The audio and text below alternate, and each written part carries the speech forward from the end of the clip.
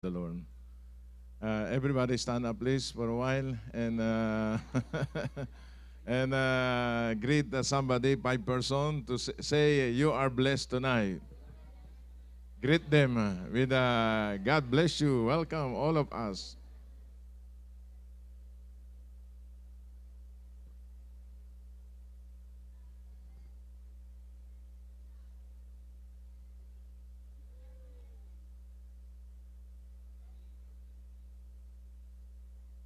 Amen. Okay, please be seated again. Makakaupo na tayo. Hallelujah. And I want to call my wife to greet you. Another greetings from the hearts of my wife. Halika, my dear. His name is Pastora. Her name is Pastora Lily. She is beautiful. I'm a good man. Hallelujah! Good evening. For those who don't know me, I am the only one and only wife of Bishop Ted. uh, there is power in declaration. Amen. These words, I declare it every day uh, in my life. Repeat after me. I am blessed forever. You are blessed forever. And we are blessed forever. I am anointed by the anointed one. I am redeemed from the curse of the law. I have long and satisfied life. That's my word every day of my life. And there is power in declaration. And I would like to give you a simple verse. It says in John 14:14, ask anything in His name and He will do it. Anuman po ang inyong pangangailangan sa gabi pong ito, at if we ask anything in His name and by faith, He will do it. God bless you and enjoy the presence of the Lord. Thank you, my dear. Amen. All right, shall we go to the Word of God tonight? If you have a Bible, turn with me to the book of the Gospel of St. Luke again in chapter 4, verse 18 and 19. Praise God. Praise. Everybody stand up, please. Bilang paggalang salita ng Panginoon, so we will read the Bible. The Gospel of St. Luke, chapter 4, verse 18 and 19. The Spirit of the Lord is upon me, because He had anointed me to preach the gospel to the poor. He had sent me to heal the brokenhearted, to preach deliverance to the captives, and recovery of sight to the blind, to set at liberty them that are bruised, to preach the acceptable year of the Lord. May God bless upon the reading of His word tonight. Praise God. Please be seated.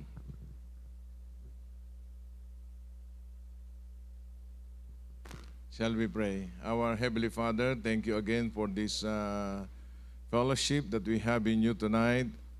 Release your anointing to all of us so that we can understand fully your word, your holy word. Let the entrance of your word give it light and give understanding to the hearts of your people. Open every ears to hear your word in the name that is above every name. Lord, bless our gathering tonight, revival night. Send forth your anointing that will break every yoke of bondage in our midst. In Jesus' mighty name. Anoint your servant.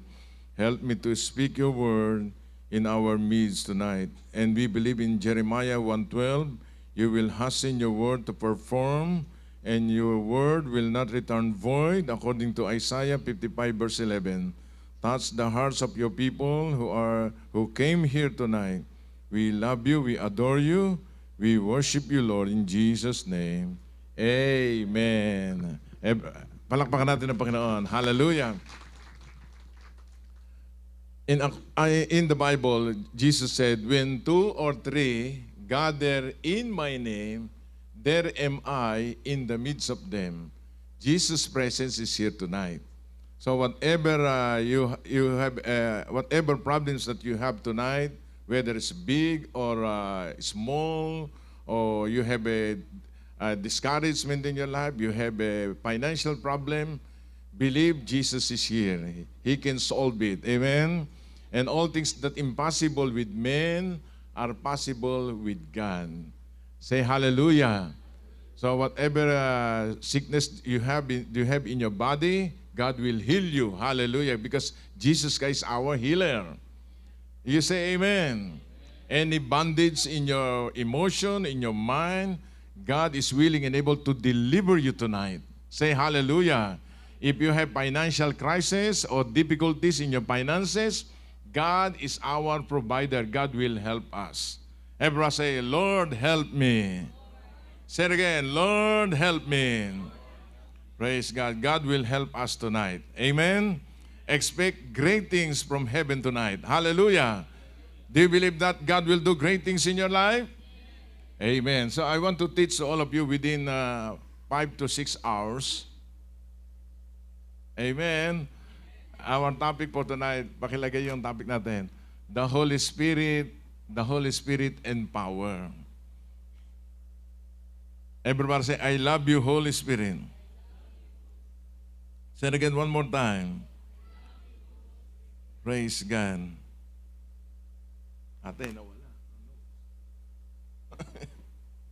Praise the name of the Lord. Everybody say, I love you, Holy Spirit. Yan. Ang ating topic ngayong gabi ay wala iba kundi the third person of the Holy Spirit. The third person of the Holy Spirit. During Old Testament time, if you know the Bible, how many of you who read the Bible already? So we believe during the Old Testament time, that's the dispensation of the Father God. So when Jesus Christ came here on earth, in the book of Matthew, Mark, Luke, and John, that was a dispensation of our Lord Jesus Christ. But when Jesus Christ ascended to heaven, He released and the Holy Spirit descended here on earth, even up today. This is the dispensation of the Holy Spirit, the third person of the Trinity. And the Holy Spirit is willing and able to touch each and every one of us in these last days. But who is the Holy Spirit? Sino ba itong banal na Espiritu? He is Lord. He is our comforter. So I want to read to all of you. Shall we go to the book of John 14, verse 17. John 14, verse 17. John 14, 17. The Spirit of truth, whom the world cannot receive. Nakikita nyo ba? Okay.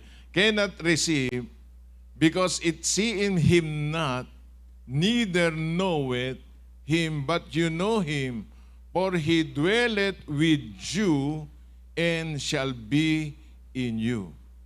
After we accepted our Lord Jesus Christ as being Lord and Savior, hallelujah, the Holy Spirit is in us. Everyone say, the Holy Spirit is in us.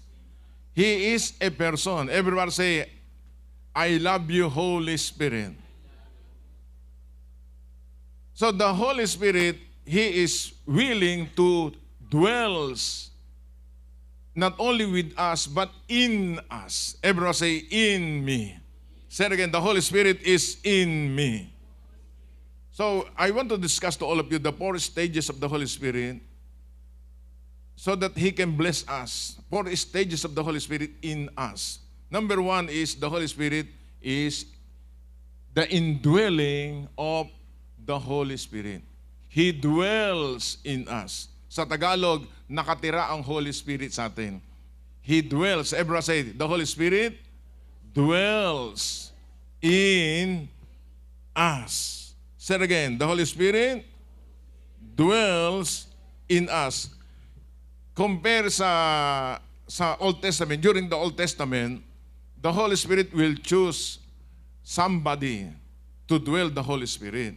but in us it is a universal or permanent indwelling to every believer. So if you are a believer of Jesus Christ, the Son of God, the Holy Spirit is in us. Everybody say to your neighbor, the Holy Spirit is in you. Amen. He is a person. Not only He is God, He is a person. We need to converse. We need to have a fellowship to Him. We must talk to Him every day. Everyone say, I love you, Holy Spirit. Let's go to another word. Hallelujah. Romans chapter 8, verse 9. Verse 9. Romans chapter 8, verse 9. We want to study first the doctrine or the person, the presence, the power of the Holy Spirit tonight. And after that, we can feel the presence of the Lord tonight. Amen? God will release anointing from heaven tonight. Say hallelujah. Romans verse 8, chapter 8, verse 9. But you are not in the flesh, but in the Spirit. If so be that the Spirit of God dwells in you. Now, if any man have not the Spirit of Christ, he is none of his. Verse 11, Romans 8:11, please. Romans 8:11. Let's go to another verse. Romans chapter 8, verse 9. Shall we read, please?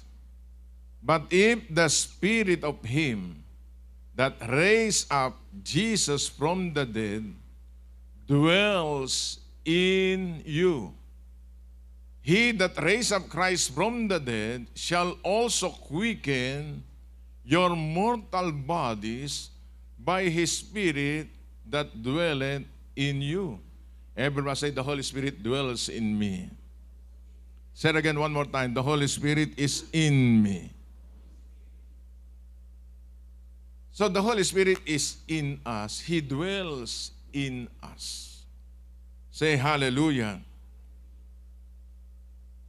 So it is indwelling. When you say the word indwelling means came upon.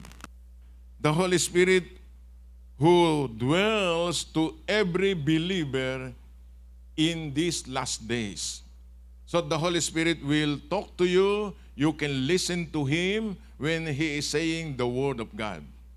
Because the Word of God is the Word of God is the sword of the Spirit. John chapter 6, verse 63, the word that speak unto you, they are spirit and they are life. Say hallelujah. Number two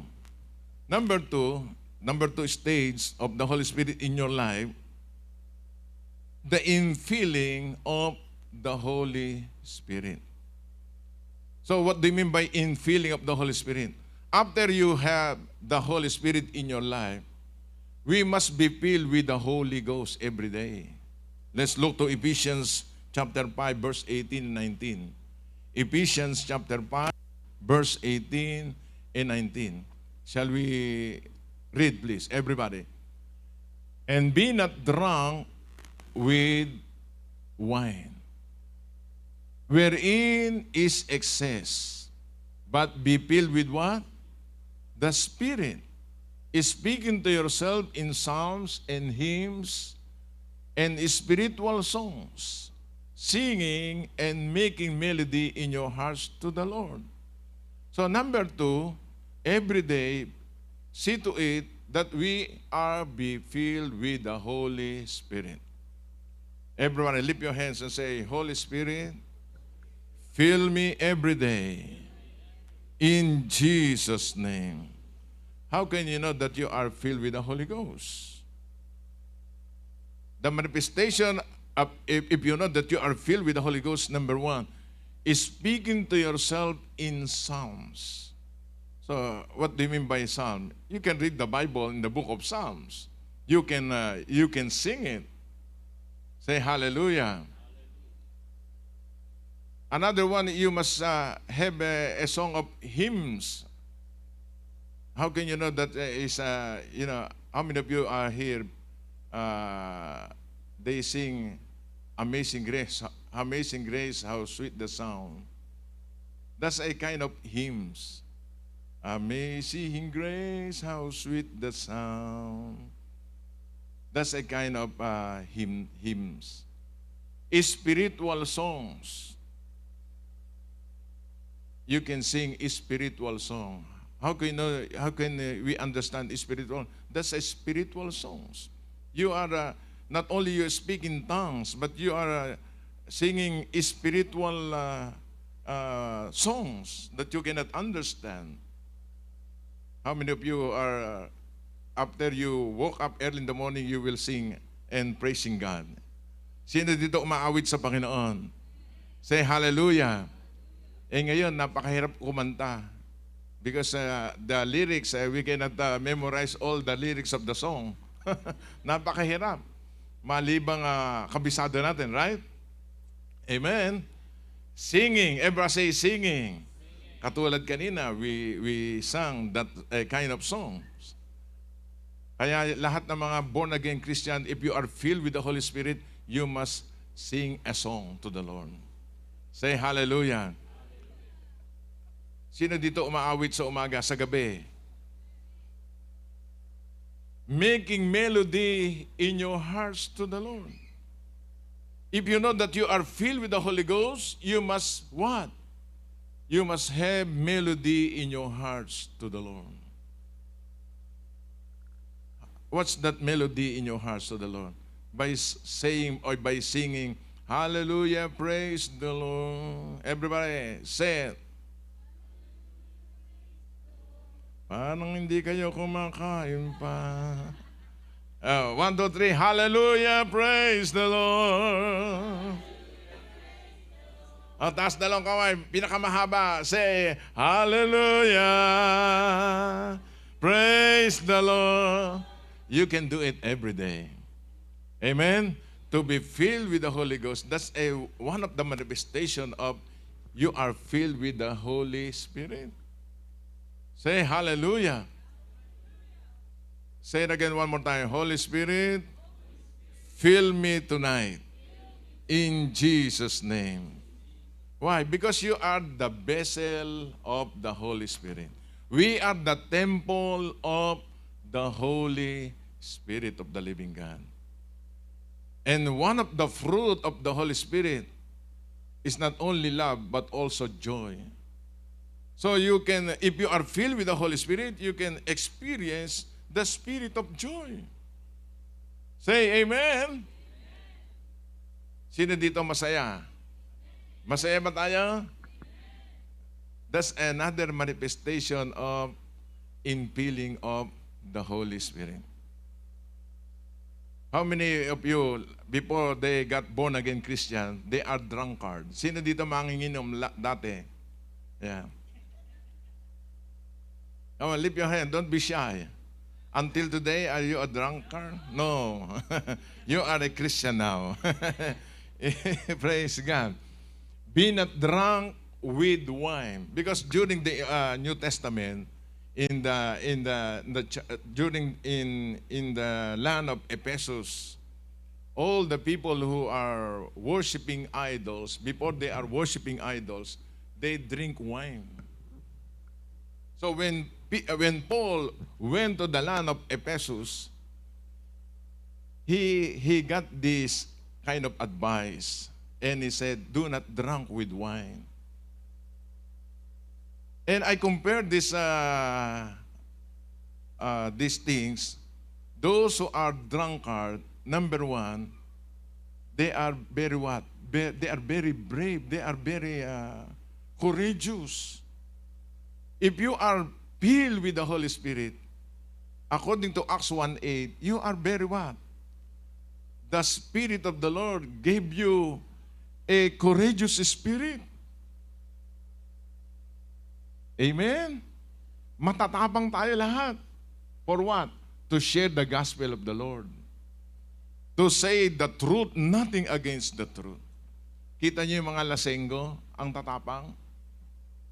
Bakit? They are filled with wine. But you are filled with the Holy Spirit, you're what? Matapang din tayo. We are very courageous to say the Word of God. Number two example, if you are what? Filled with liquor or wine, you are a giver. Amen? Sino yung mga lasenggo dito? Lahat ay tinataya sa pag-iinuman. The same thing, if you are filled with the Holy Spirit, we are also giver. You have an open hands to give for the glory of God. Say hallelujah. Number three, all those who are filled with wine and liquor, they are what? They will sing. Amen? If you are filled with the Holy Ghost, you can sing a song to the Lord. Say hallelujah. So that's why Jesus said, God said, you must be filled with what? With the Holy Spirit. Everybody lift your hands, say again, Lord, fill me with the Holy Spirit. Amen. Another thing, they will give a sacrifice. They sacrifice their time, their talent, hindi na iniintindi ang buhay nila bukas. So that's why the same thing, here tonight, we will give our time, our sacrifice, our effort before the Lord. Amen. Say hallelujah. So we must be filled with the Holy Spirit. Luke chapter 10 verse 21. Not only be filled with the Holy Spirit, but we must be filled with joy. Ever say joy? Luke chapter 10 verse 21. Shall we read? He that in that hour Jesus rejoiced in spirit. And I said, I thank thee, O Father, Lord of heaven and earth, that thou hid these things from the wise and prudent, and hast revealed them unto babes, even so, Father, so it seemed good in thy sight. And the context of this Luke chapter 10 is no other than preaching the gospel, heal the sick, and cast out demons. So we must be filled with what? The spirit of joy. Say hallelujah. Paano natin nalalaman isang tao meron joy? How can you prove that you have the spirit of joy? Paano? Tingnan mo yung katabi mo. By what? Manifestation of laughing, or you have a spirit of laughter. Sige nga, sampulan nga natin. Okay. 1, 2, 3. Ako, nahihiya. 1, 2, 3. That's what we call a spirit of joy. And the joy of the Lord is our strength. Amen? And we can find this spirit of joy only to Jesus.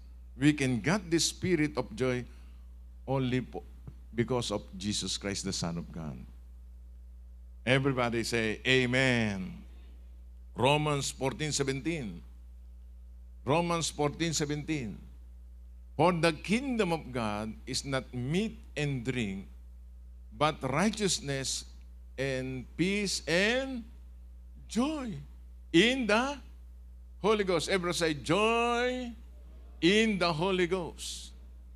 Even in giving, you must exercise, you manifest your spirit of joy because God loveth a cheerful giver. Say hallelujah. Romans 14:17. That's the manifestation of infilling of the Holy Spirit. Even if you are serving God, if you are a leader or members who are serving the Lord, you must have the spirit of joy. Nehemiah chapter 8 verse 10, the joy of the Lord is what? Is our strength. Amen. Say hallelujah. Number 3, the works of the Holy Spirit, the number 3 stages. Number 3, leading by the Holy Spirit. You must be led by the Holy Spirit. And those who came here tonight, you are led by the Holy Ghost. Amen. That's why God will open the windows of heaven for you tonight. God will give you a reward tonight. Say hallelujah. That's why God, the Holy Spirit, will lead you to come here tonight. This is special for you. Pakisabi sa katabi mo, God will give the best for you tonight. You are led by the Holy Spirit. Amen? Say hallelujah. Romans chapter 8, verse 14, 16, 17. Shall we read? Romans 8. For as many as are led by the Spirit of God, they are what? They are the sons of God. So whether you like it or not, your brother and sister who sitting beside you, that's your sister and brothers. Kahit ganyan ang mukha niyan. For as many as are led by the Spirit of God, they are the sons of God. God's children. Amen? And those who are belongs to God, hallelujah, we are blessed by God. Amen? Verse 15. Shall we continue our readings?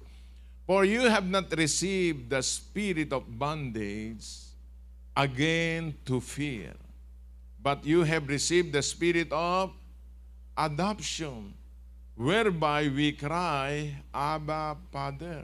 So when we pray, we say, Abba, Father. When you say Abba, Father, means daddy. Everyone say daddy. The word Abba means Aramaic, means in English, means daddy. When you use the word daddy, it means your father is very rich.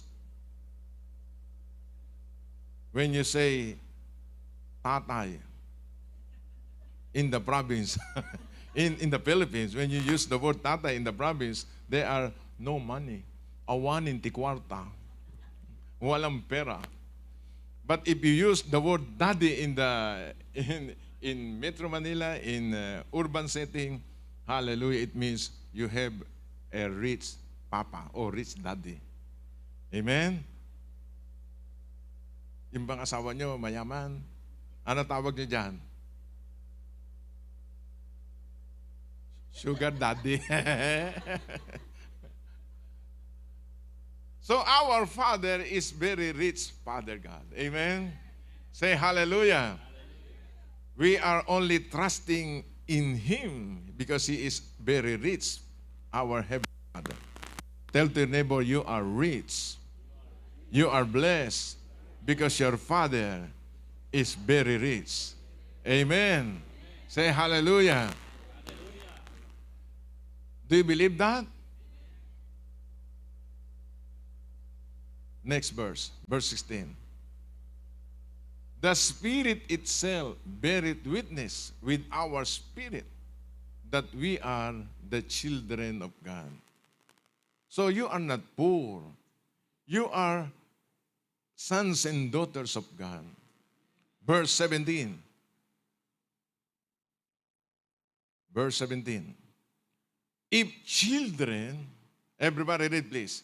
If children, then heirs, heirs of God, join heirs with Christ.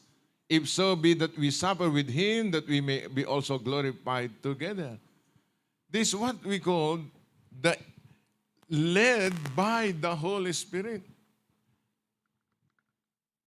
Say hallelujah. So we are joint heirs with Christ. Tell to your neighbor, you are joint heirs with Christ. So we are blessed people tonight. Say hallelujah. So this is the revelation of the Father and the Son, so that when He sent the Holy Spirit, He revealed the mystery of the kingdom. We are God's children. We are led by the Holy Spirit of the living God. Number 4, then we will start now. That's only introduction. Because my title is The Holy Spirit Empower. Number 4, empower by the Holy Spirit. We need the empowerment of the Holy Spirit in these last days. Say hallelujah.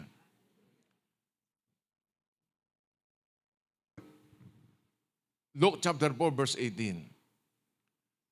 Everybody. The Spirit of the Lord is upon me. Why? Because He had anointed me. Tell to your neighbor, you are anointed by the Holy Spirit. So we need to be empowered by the Holy Spirit in the last days. That's the words of the Holy Spirit in us. And we can say, Holy Spirit, empower me in this generation. In the book of Acts, chapter 1, verse 8, you shall receive power when the Holy Ghost is come upon you. So when the Holy Spirit is in us, the manifestation of His power is in us tonight. Amen? Anong klaseng power yon? Power to witness. Shall we read? Acts 1:8. You shall receive power. Everybody say power. The word power means dynamite, dunamis, or dynamite, to produce miracles. After the Holy Ghost is come upon you, and you shall be what?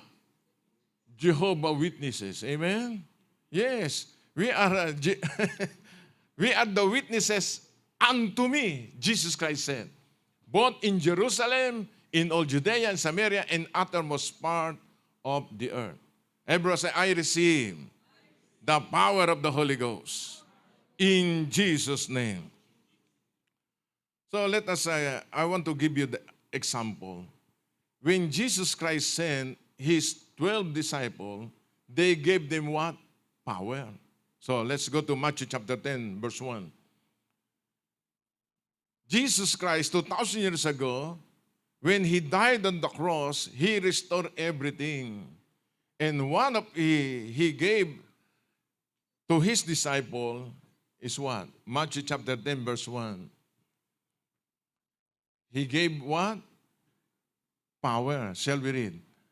When He had called unto Him His 12 disciples, He gave them what?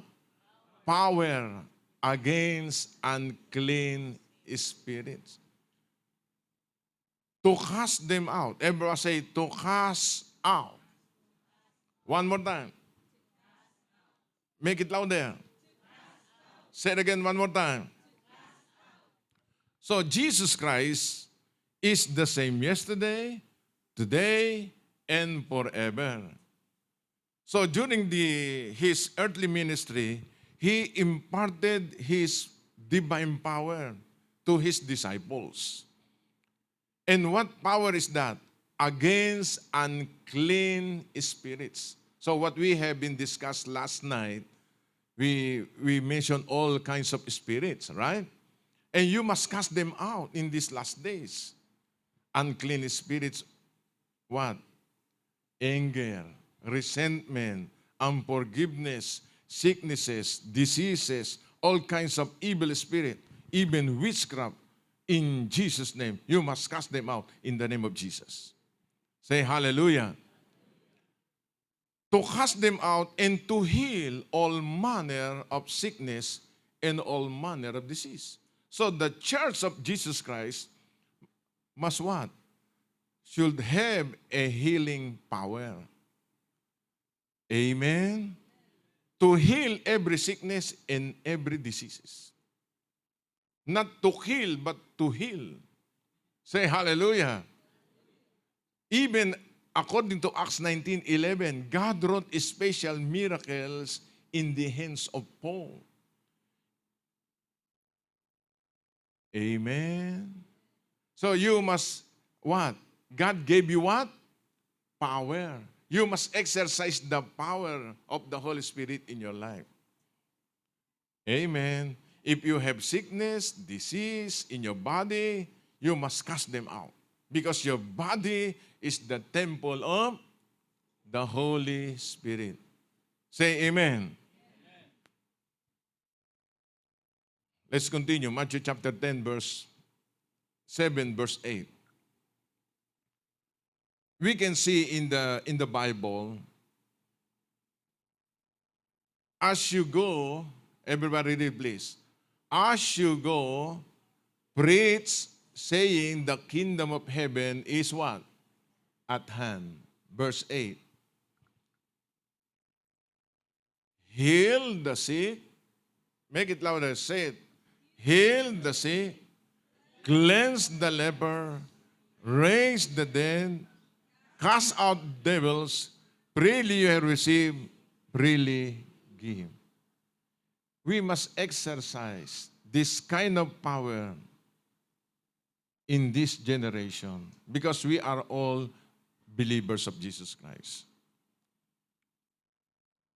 Amen. So that's the command of our Lord Jesus Christ to every one of us. Heal the sick. Everyone say, heal the sick. Cleanse the lepers. Yung pinakamahirap, raise the dead. Buhayin ang patay. You must practice it. Amen? Kapag namatay kapitbahay niyo, puntahan niyo, oops! Don't worry, I will pray for that dead body.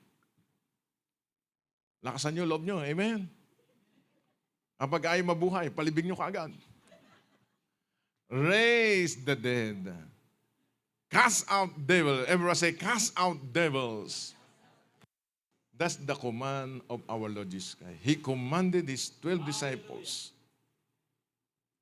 After he produced 12 disciples, another batch, 70 disciples. In the book of Luke, chapter 10, let's go to the Gospel of St. Luke, chapter 10, verse 19. Behold, everybody read. Behold, I give you power to tread on serpents and scorpions, and over all the power of the enemy, nothing shall by any means hurt you. Yung 70 disciples, nagpalayas ng demonyo doon sa Ontario, Canada.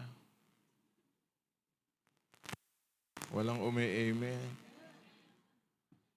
Let's go to verse 17. Let's go back to verse 17 so that we can see it. Verse 17. The 70, everybody, the 70 return again with what? Joy. Why? Because they had experience in casting out demons.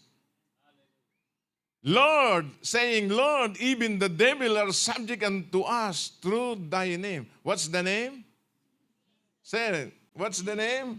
Jesus Christ. Verse 18. Verse 18.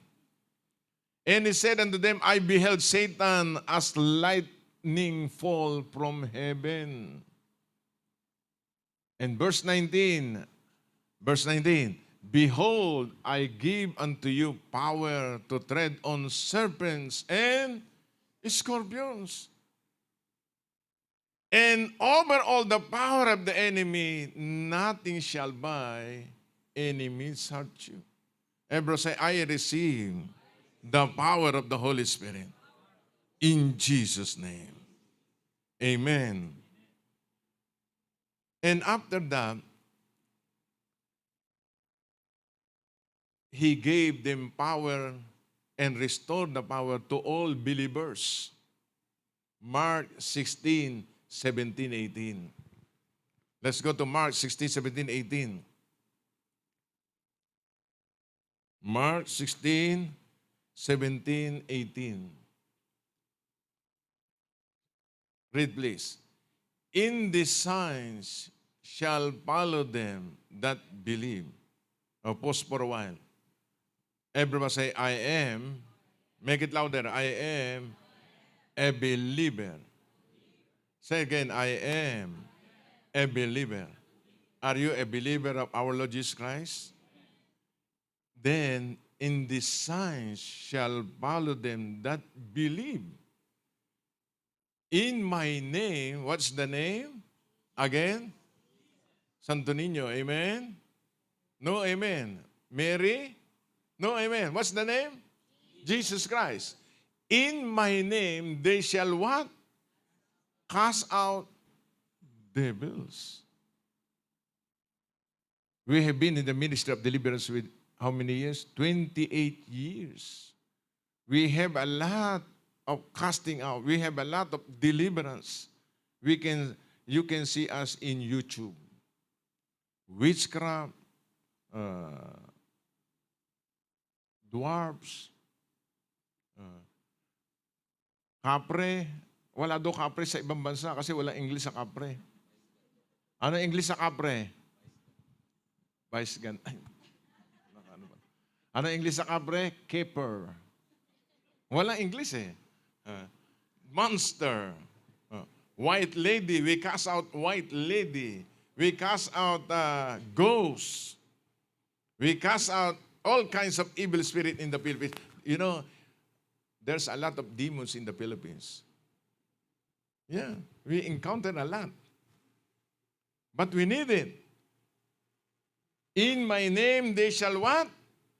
Cast out devils. Everyone say, come out. Say it again. Huwag niyong gagawin sa asawa niya, na. Come out.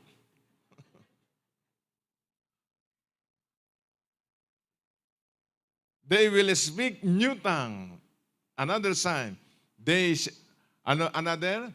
shall take up serpent, if they drink any deadly thing, it shall not hurt them. They shall lay hands on the sick what? Will recover. Sa Tagalog, ipapatong mo kamay mo sa may sakit, ang may sakit ay gagaling. Sabi mo sa katabi mo, ipapatong kamay mo sa may sakit, ang may sakit ay mamamatay. No, amen. Gagaling. Taas dalawang kamay. Sabi natin, Lord, I receive the power of the Holy Ghost. When I lay my hands to the sick will recover. Amen. Why? We are the extension of God's glory and God's power here on earth because we are all believers. Say hallelujah. Everyone say power. Power to heal, power to cast out demons. Amen. Another thing I want to discuss to all of you, power to get wealth. Deuteronomy chapter 8, verse 18. How many of all of us tonight, do you want money again? Gabing-gabi na, gusto niyo pa pera? But I want to teach this verse to all of you. Deuteronomy 8:18. Everybody, thou shalt remember the Lord thy God, for it is He that giveth thee what? Power to get wealth. Ever say, to get wealth. That He may establish covenant which He sware unto thy fathers, as is this day. Who is our fathers? Father of Abraham, Isaac, and Jacob. Ang ating mga ninuno'y mayayaman, hindi sila poor, hindi sila mahirap. So, when Jesus Christ came here on earth, He said, I am come that you may have life, that you may have it more abundantly. So, God gave us power to get wealth. Ayaw ng Diyos tayo mahirap. Ayaw ng Diyos tayo ay sakbibi. Tagalog na masyado. Masyado tayong walang pera. Sino gusto ng pera? Ulit, taas ang dalawang kamay. How many of you wants money tonight? Yung mga ayaw magtaas, bahala kayo sa buhay nyo.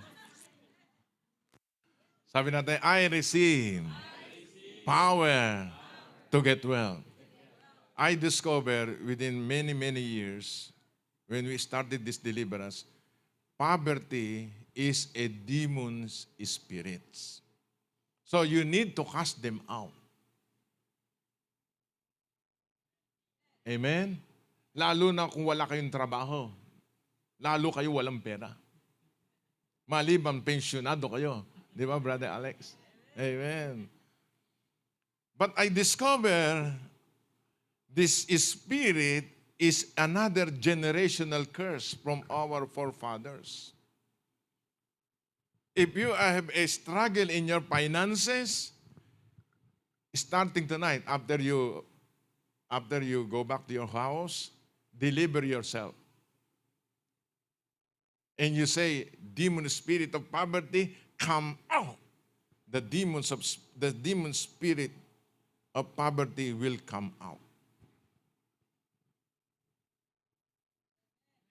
Amen. Say hallelujah. All pastors of Jesus Christ the Deliverer, we got delivered from this bondage of poverty. Now we are so blessed tonight. Amen. Say hallelujah. And you are the next one. Say hallelujah. One night, I deliver myself. Dineliver ko sarili ko. I said, in the name of Jesus, spirit of poverty, even generational curse of poverty, come out in the name of Jesus. The demons, spirit of poverty are manifested. Nagmanifest yung demonyo. Lumabas sa aking, mula sa, parang may humuhukay dito sa aking bosom, palabas. Nagbamit ako. Sabi ko, demonyo ko, lumayas ka sa pangalan ni Jesus. Ahating gabi yun, in the middle of the night. The Spirit of the Lord that delivered me from that bondage of poverty. Habang ako'y nagdi-deliverance, may naghagi sa akin ng batong malaki, hollow block. Natakot ako, nagtatakbo ko. Sabi ng Holy Spirit, duwag. Fight the spirit of poverty. Hanggang ma-deliver ako. Since then, hallelujah, the Lord had really blessed me in Jesus' name. Ikaw na susunod ngayong gabi. Sino dito mga Ilocano? Mga kuripot daw yan. I went to Isabela before, I said that word. Ang sabi ng mga Isabela, mga Ilocano doon, tumayo lahat. Noon yun. Hindi na ngayon.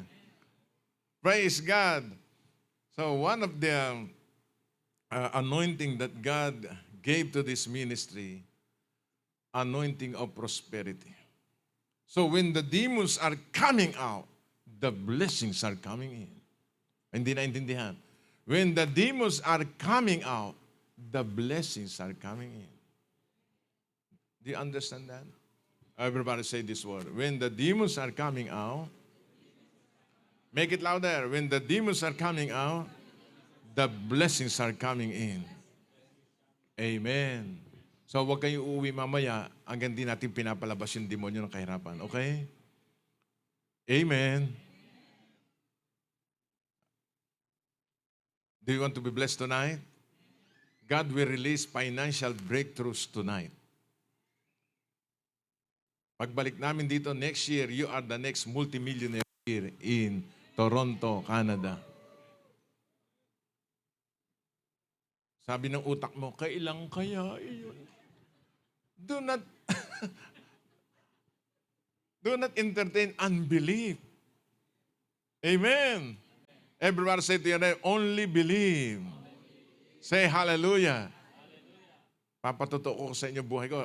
During 1997, when we started the ministry, wala akong sasakyan. You know, ang aking sasakyan, bitik. Bitikleta o bicycle. Bicycle na promote. Tricycle. Yung di padjak. Anong tawag doon sa padjak na yan? Tri-bike. Naging 3 gulong. Hallelujah. So we started 1997 until year 2000. Because of deliverance ministry, I cast out demons side by side. One day, hallelujah. Hindi one day, kundi madaling araw. In the middle of the night, somebody called me. Hello, is this Bishop Ted? Yes, I am. Sinagot ko gakan. Is a prayer for deliverance? No. Bago sumagot siya, I'm tired. I feel sleeping. Uh, that's not a deliverance. The Lord told me that I must give a beautiful car for you. I said, what? Kanina pa ako gising. Nakakagising ang blessing. Somebody gave me a beautiful car. Why? When the demons are coming out, the blessings are coming in. Say hallelujah. Sabi mo sa katabi mo, it will happen to you. Susunod ka na. Mangyayari yan sa iyo. Do you believe that? Say hallelujah. And you are blessed by God and you become a blessing. Thou shalt be a blessing in these last days. And all the families of the earth will be blessed through you. You become a giver, you become a blesser, you become a sower. In Jesus' name, amen. Come on, clap your hands to the Lord. Amen. Kaya lahat ng dumalo ngayong gabi, you are candidate to become a blessed and blesser. Blessed to be a blessings. Amen. Come on, clap your hands to the Lord. Amen. Another thing, power of the Holy Spirit, power of the tongue. Proverbs 18:21. You know, in the last days, God will anoint our tongue. What you declare, it will happen to you. Death and life are in the power of the tongue. They that love it shall eat the fruit thereof. You know, our tongue is very powerful. Tell to your neighbor, your tongue is very powerful. So what you confess today, you will have it. What you confess, you possess. So if you say, I am healed, you will receive healing. If you say, Lord, I am blessed, God will bless you. Because there is power in your words. Say hallelujah. If you say to your husband, you become the next multimillionaire here in Toronto, do not allow doubts in your heart. It shall come to pass. It will happen to you. Say hallelujah. Because death and life are in the power of the tongue. If you have sickness in your body, don't say, I have many sickness in my body. And the demons will come, many demons will come to you. And he will give you more sickness and disease in your body. Don't say negative words. Declare good things in your mouth. That's the kind of the anointing of the Holy Spirit in the last days. Say hallelujah. If you have a bag, you have a Louis Vuitton LV bag, you confess it, Lord, thank you for a lot of blessings in my bag. Hallelujah. Hindi lamang puro resibo ang bag mo, kundi Canadian dollars. That's the principle of the Bible. Amen? In the Bible, believe first, then you will see. In the Word, to see is to believe. And we are all Christians. We are led by the Holy Ghost. Say amen. Tell to your neighbor, you are blessed. You are highly favored. You are blessed. Amen. Not only God will do that, God will bless you, you shall be a blessing. Everyone say, I will be a blessing. Job 22:28. May oras pa ba ako? Okay, last 5 minutes and 1 hour. All right. Thou shalt also decree a thing, it will be established unto you. And the light shall shine upon thy ways. Everybody say, decree. You must have a decree in your life. Because you are kings. Amen. We are kings and priests in the presence of God. You tell to your son, to your daughter, to your family, we are blessed family. We are blessed generation. Say hallelujah. You can do it every day. This Canada is for the Lord in Jesus' name. Every day you can say it. Lord, more people will come in this church by faith in Jesus' name. Amen. Every Sunday you will lay your hands to every chairs, the vacant seats here, the vacant seats. Thank you, Lord. Amen. You confess it. Mark 11:22 and 22, 23, 24. Jesus himself, he is the teacher of this good confession. Jesus answering said unto them, have faith in God. The word have faith in God, you must have the God's kind of faith. The same faith is in Jesus. Everyone say, have the God's kind of faith. What is the God's kind of faith? Verse 23. Verse 23. Everybody read, please. For verily I say unto you, that whatsoever shall say unto this mountain, mountain of problem, financial problem, be thou removed and be cast into the sea, shall not doubt in his heart, but shall believe that those things which he saith shall come to pass. He shall have whatsoever he saith. Everyone say, think big. Dream big. So you must say it. Amen? But he shall believe that those things which he says shall come to pass. He shall have whatsoever he said. This is the power of the tongue. Come on, clap your hands to the Lord. Amen. You can say to your son, my son was already healed. By his stripe, he was healed. Thank you, Jesus. If you have no business, if you have no work, no job, thank you, Lord. God will give me a good job.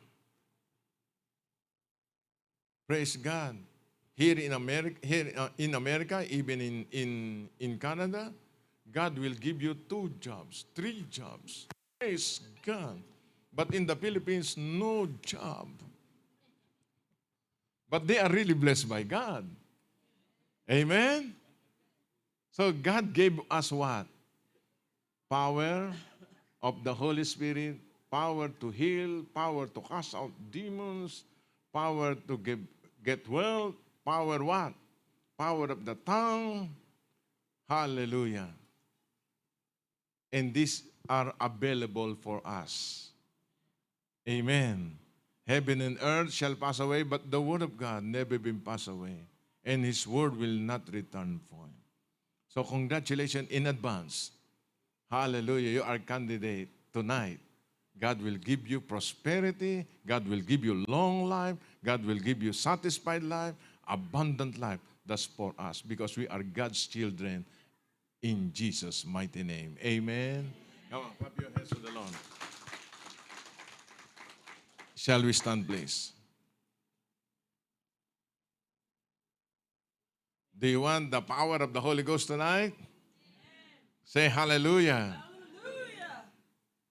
Praise God. Could you tell to your neighbor, you are blessed by God tonight. Expect it, believe it. Expect it, believe it.